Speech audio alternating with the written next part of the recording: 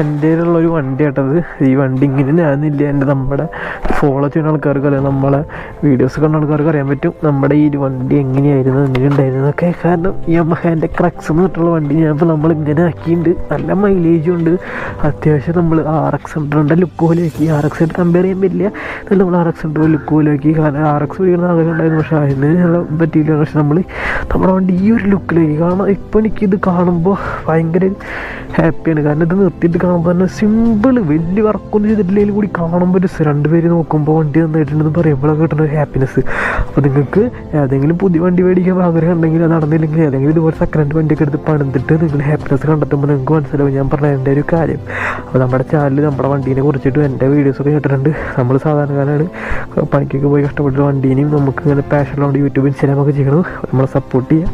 നമുക്ക് വണ്ടിയുടെ വിശേഷമായിട്ട് വീണ്ടും വരാം. ബൈ.